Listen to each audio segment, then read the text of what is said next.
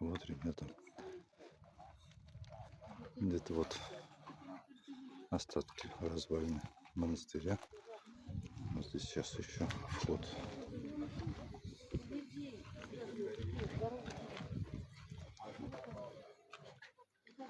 Ну, вот внутри тоже снимем.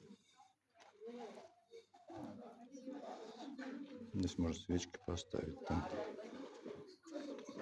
А это вот старинное, конечно, оливковое дерево. Здесь тоже ленточки вешают. Исполнение желаний. Не знаю даже сколько лет этому дереву.